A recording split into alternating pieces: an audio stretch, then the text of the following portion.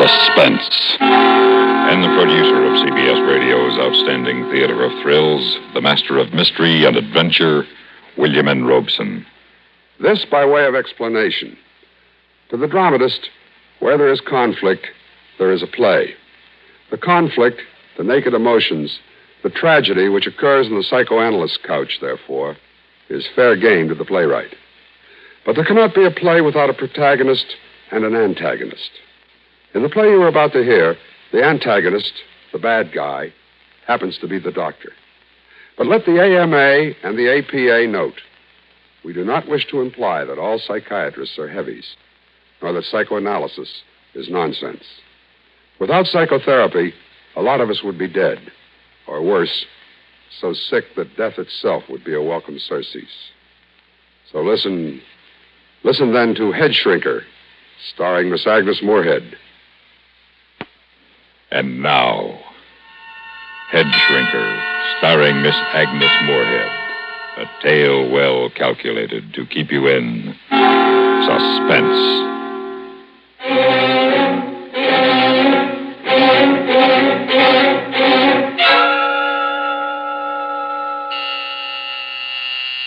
The doctor will see you now, Mrs. Ellender. Oh, thank you. I am his last appointment. As usual, Mrs. Ellender. I'll be leaving shortly myself. As usual. Yes, thank you.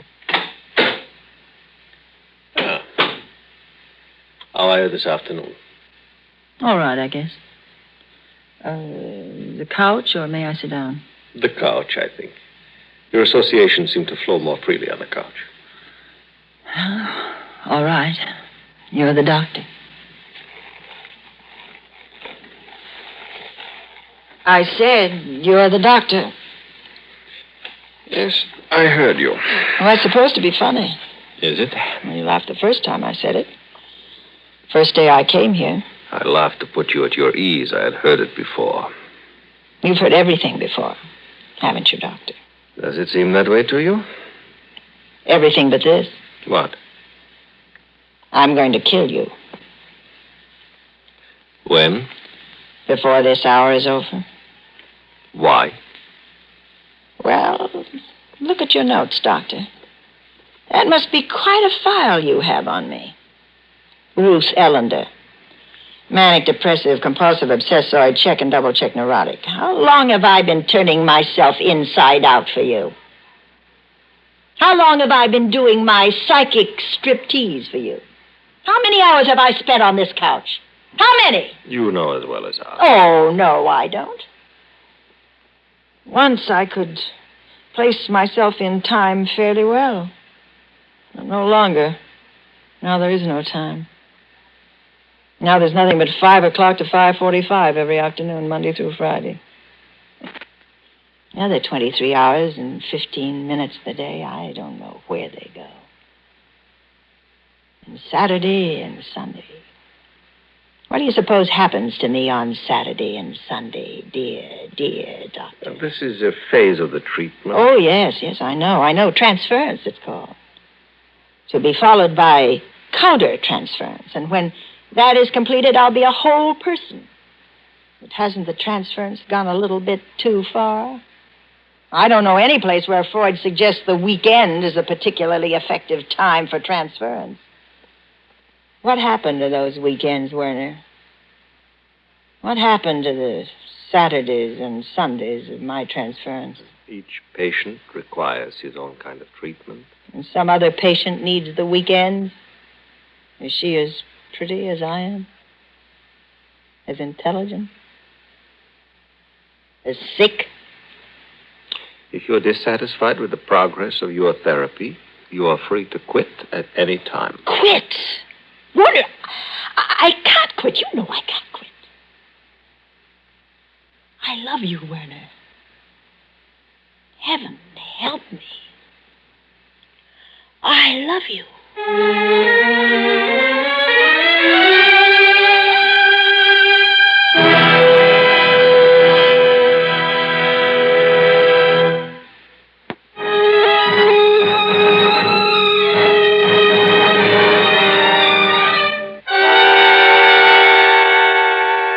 Love. I said I loved you. What is love, Doctor? What is it to you? What is it to me? What is it to me? Always you answer a question with a question. There was a Greek who did that once. Socrates? That's right. You're a lot like him, Doctor. You know what happened to him. And why? Aren't you projecting? Projecting. I gave up, little boys, when I stopped being a little girl. You were speaking of love. I was a little girl once. I was Daddy's little girl. I'd run down the walk to meet him in the late afternoons, just screaming, Daddy's home. Daddy's home. He'd sweep me up in his arms and kiss me, and his cheek would be scratchy against mine, and his mustache would tickle, and he smelled funny, but nice. Sweaty in the sweet, bitter breath of a pipe smoker. The smell of a man. Oh, we had so much fun together. In the evenings, I'd curl up in his lap while he was reading the paper. He never minded a bit. Daddy? Dear Daddy, you know what I'd like to do next Saturday? I'd like to go to the beach with you. Will you take me, Daddy? Will you? We'll go down early in the morning, and we'll stay all day, and we'll have lots and lots of hot dogs. And, oh, no, Daddy. Just you and me. We don't want Mother along. Oh, why did it stop? Why can't I sit on your lap anymore, Daddy? Why? Why, Daddy? Why, Daddy?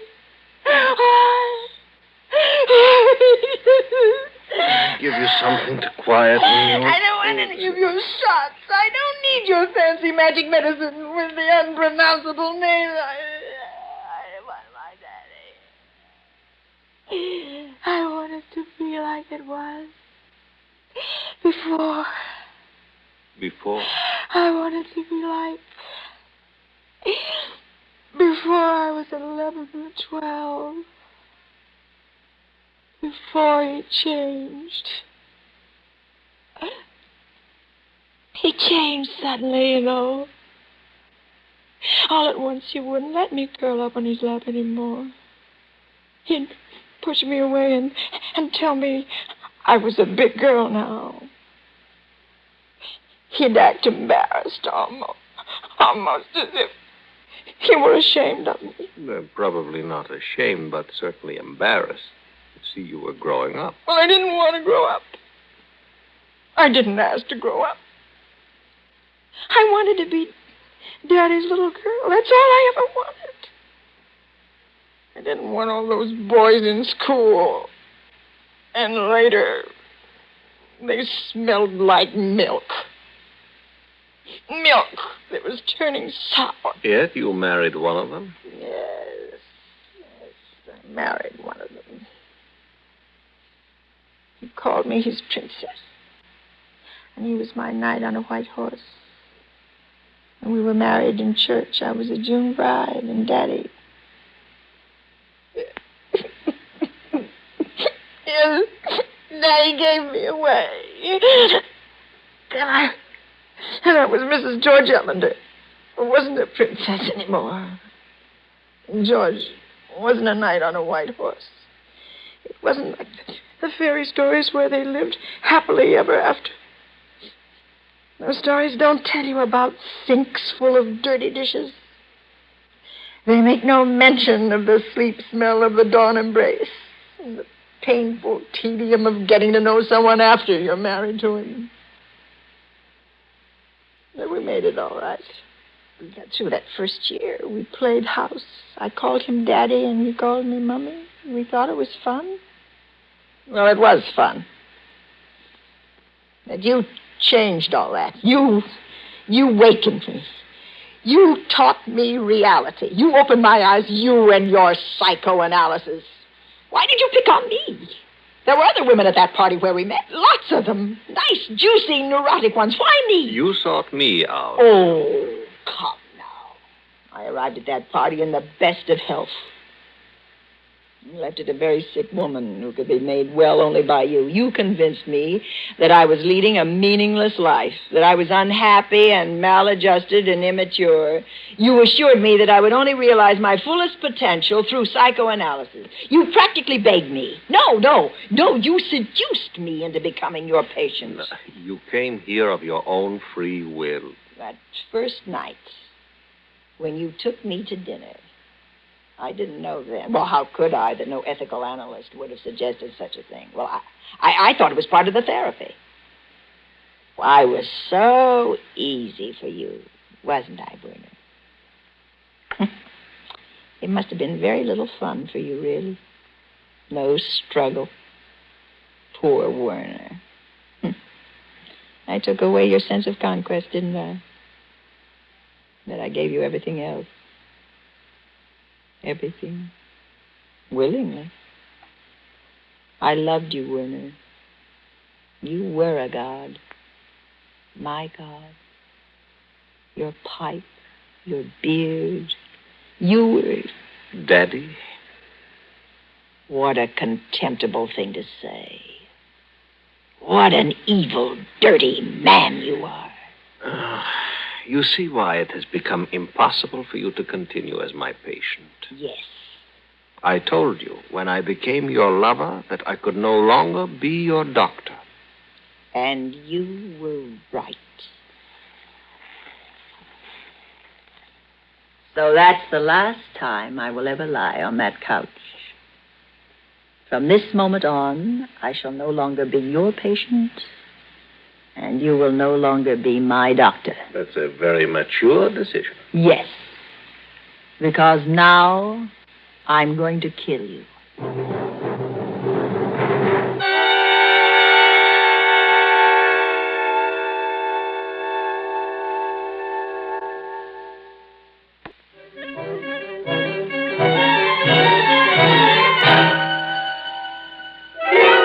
That gun is loaded?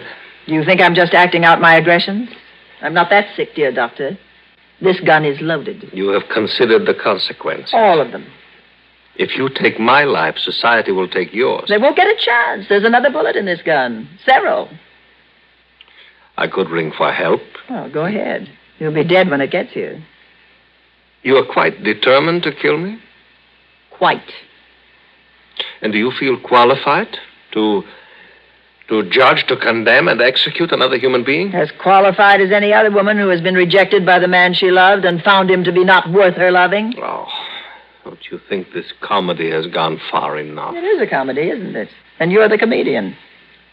The apostolic descendant of Sigmund Freud. From all our sins, dear Freud, deliver us. Thy will be done. Deliver us not into our id and forgive our ego, for thine is the power and the superego forever and ever. And little bearded Werner is thy vicar on earth. Oh, you are becoming hysterical. Put the gun away and get hold of yourself. I'm enjoying our little comedy. And my hour isn't over for 12 more minutes. It is my hour. I'm paying for it. You're insane. Insane is a legal term. Not a psychiatric term. Remember, we learned that early on the couch. There is no such thing as insanity, only varying degrees of adjustment to reality. There, see how well I know my lesson? See what a good patient I've been? But you were not just a patient. You were so much more to me. You made me a man. Yes, I know. So you told me. But you didn't tell me about the one before me. The one who tried to commit suicide after you refused to continue therapy. How did you... Oh, I've been doing a little checking. Very interesting, the things you hear around town when your name is mentioned. You know, Werner, you aren't very highly thought of in this community. What do you mean? I'm surprised no one has named you as a correspondent in a divorce case yet. How many of your patients stay married after you're through with them?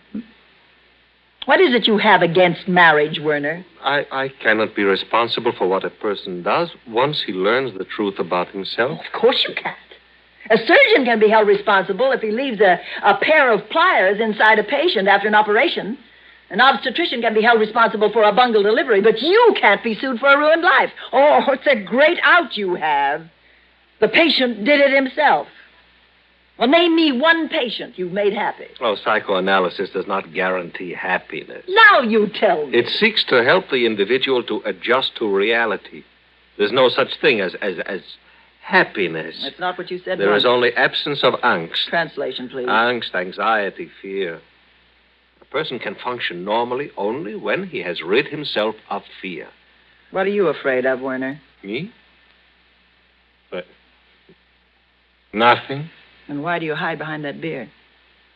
Well, Aren't you afraid to look like other men, lest people realize that's all you are, just another man? No, of course not. And why do you use your analyst couch as the Lonely Hearts Club?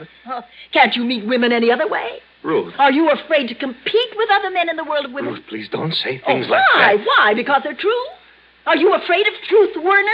Of Ruth, reality? You said once you loved me. Oh, so I did. And you said you loved me. And I believed you. But now I know you didn't love me. You hated me. You hate all women. And you hate the happiness they can bring to a man. So you try to destroy love wherever you find it. You aren't an evil man, Werner. You're a sick man. I know I am.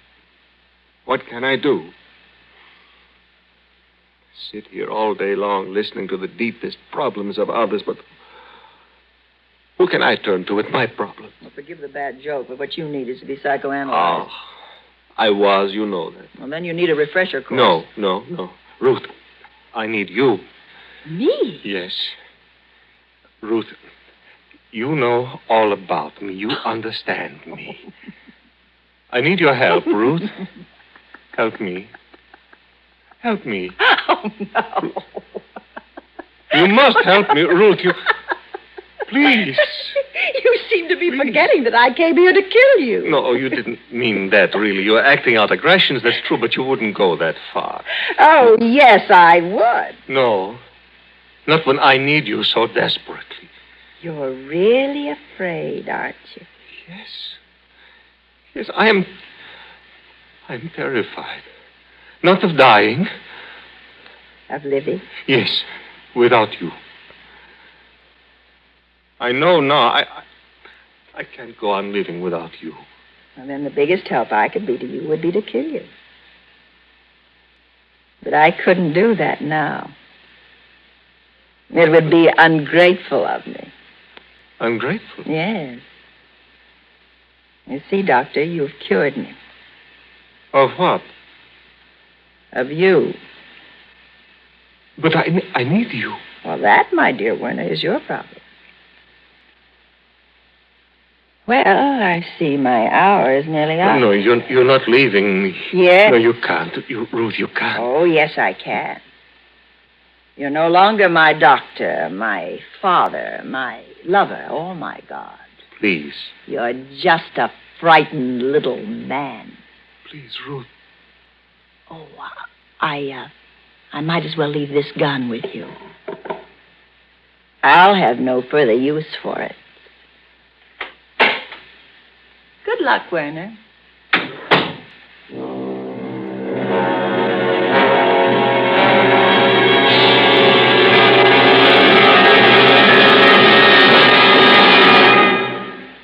Suspense, in which Miss Agnes Moorehead starred in Headshrinker, written, produced, and directed by William N. Robeson. Supporting Agnes Moorehead in tonight's story were Lawrence Dobkin and Patty Gallagher. Listen. Listen again next week when we return with another tale well calculated to keep you in suspense.